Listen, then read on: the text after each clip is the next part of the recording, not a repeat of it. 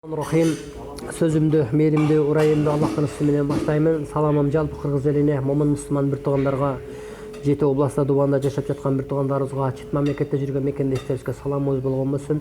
Ассаламу алейкум, рахматуллах ва баракатуху. Урматтуу кыргыз элим, урматтуу момун мусулман бир туугандарым. Ар дайым баардыгыбыз биз бир тууганбыз. Көлдүк болобузбу, нарындык болобузбу, чүйдүк болобузбу, таластык болобузбу, оштук болобузбу, бирок биз бир тууганбыз. Мен негизинде ар дайым айтчу элем, ушундай бир шайлоо боло элек да, жогорку кеңеш шайлоо боло элек да, айттым эле. Түштүктүктөр түндүккө койгула, түндүктүктөр түштүккө койгула, бири-бирибиз менен мындай катташайлы эле. Мына Алла Таалактын буйругу менен мына бүгүнкү күндө экинчи шайлоо болуп атат. Биздин мына ушу Ош тараптан, биз эми Оштук болгондо Оштукпуз, Оштук деп айтылабыз. Оштук тараптан биздин мына Шайлообек атабыз жогорку кеңешке атталып атат. Ленинский роодда, Ленинский районунда, Свердловский округтан айланып. Мына менин жанымда отурган биздин Ороз бир тууганыбыз мекенчил өтө Кыргызстанга жанын берип, мындай өзүнчө ушунча күйүккөн адам. Барыңар тааныйсыздар муну. Бул мына көлдөн. Мен жала Оштон. Биз ошон үчүн ар дайым бөлүнбөйлү деп Оштон келип атабыз. Мына биздин чыган жигитибиз Кыргызстанды алдыга алып кетем деген мына Шайлообек атабыз жөнүндө мен ушу Орозго дагы бир кичине бир пикир суроолорумду берип койсом. Ороз дагы бир жолу ассаламу алейкум. Могул жерде биздин ушу Шайлообек атабызды эми көрдүңөр. Ошто ушундай бизде мафиядай аяк-бияк болуп, силердин алдыңарга келип, салам салып силерге жардам берем деп өзүнүн кандидатын коюп атат. Азыркы мынау кетиш боюнча ушунун Шайлообектин алдыга койгон депутаттыгы мына Свердловский райондон ой пикириңер кандай? Элдин ой пикирлери Кудайым буйрса элге кандай кайрылып кетесиң? Эми ассаламу алейкум кыргыз бир туугандар, кыргызстандыктар кандайсыздар? Анан мен эми бул жерде мындай да досум мынакей Акбал айтып кетпеди? Оштон шайланган 17 миңден ашык голос алыптыр. Эми бул 17 миң голос бул жөн эле жерден бере бербейт да. Багы если өзү Шайлообек атабыз өзү айткандай, если менде колумда фирмам болуп, дагы башкам болуп эметкенде дейт, ал 19 миң голос менен өтүп азыр отурмак да.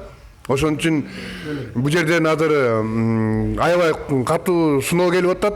Свердлов районуна койгон, Свердлов районундагы эми бул жерден азыр шаарда, бул Бишкекте, негизи Бишкек биздин центрибизде, Бишкек шаарда. Бул жер русскоязычный деп коет да. Көбүнчөсү шаарлыктар, анан новостройкаларда. Новостройкалардын баары тең жакшы, Кудай буйрса, колдоп атат, колдойбуз деп атышат. Кээ бирөөнүн пропискасы болбой калгандар, пропискасы барлары баягы колдоп беребиз деп атат да. Эми Шайлообек атабызды, конечно, өткөзүшүбүз керек. Бул жигит 6 ай болсо дагы өзүнүн баягы кыла турган ишин көрсөтүп койду да 6 айдын ичинде да. Ошон үчүн баягы кыргыз элин түшүнөт болуш керек. Ал жерде кандай бала иштеш керек, кандайлар иштебеш керек экенин тандап койдук да. Ошон үчүн эл өзү тандаш керек бул жерден. Президентибиз Садыр Кожоевич айтпадыбы, өзүңөр тандап алып келгиле, менин жаныма коюп тургузула парламентке деди. Ошону туура чечим кылалы алтындарым. Анан мына баягынтөдөн бери 6 күндөн бери, 7 күндөн бери Шайлообек атабызды ечип бардык жерге үгүт агитациясында жүрүп атабыз, программасын угуп атасыздар алтындарым. Баягы Шайлообек атабыз өзү айткандай, алтын тоо жасап бере албайм, асмандан айды алып түшө албайм дейт. Бирок ошого тете жумушун кыла турган иштерин бүт программасын жасай турган болуп калды, Кудай буйрса.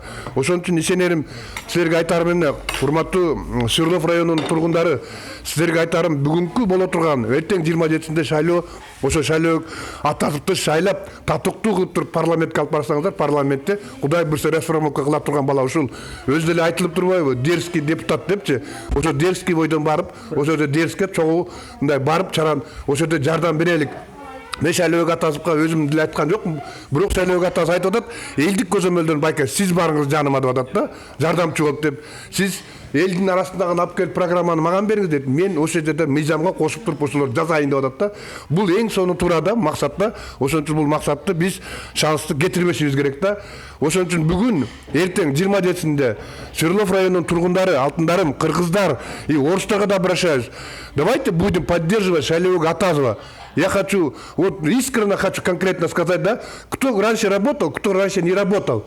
Вот сейчас он 6 месяцев показал свою работу, как он работает там, как работать надо вот на парламенте. Парламент должен конкретно и четко, без коррупции должен работать. Вот поэтому хочу сказать, уважаемые Свердловские районы, которые русскоязычные, югуры там, татары, дунганы, русские, есть там немцы есть, у нас много наций есть. Вот по этой национальности скажу, не будем национальности делить. Вот поэтому, кто в Кыргызстане получает паспорт, этот кыргызстанский, вот он кыргызской государстве живем, который... Вот давай поддержим Шалева Гатазова. Он должен Свердловского района, если куда быстро, если пройдет, будем конкретно, он четко сказал в свою программу. Вот недавно, вот позавчера, вчера, вот я хочу сказать, давай поддержим. Как вы сами сказали, поддержим Шалева Гатазова. Давайте поддержим. Ассаламу алейкум, Кыргыз элдерим, Свердловский район, колдоп коелук. Урматтуу кыргыз элим, мен да кыраткы сүйлөп коеюн. Урматтуу бир туугандарым, урматтуу Бишкектин тургундары, биздин мына журт башыбыз Садыр Нуркожоевич өзү ротация кылган. Мына силерден дагы, Түндүктөн дагы, Чүйдөн дагы барып, бизге Ошко, Аким, бүт Ош Жалалабаттарда, Акимдерде биздин ушу Көлдүк, Таластык, Чүйлүк, Нокат, Токмоктук бир туугандарды иштеп атат. Ушундай сыйлап атабыз. Биздикилер мына жака келип иштеп атат. Ошон үчүн баардыгыңыздар ушу Шайлебек Атазовдарды шайлап коюшуңуздарды суранам. Аман болуңуздар, эсен болуңуздар. Ассаламу алейкум, рахматуллахи ва баракатуху.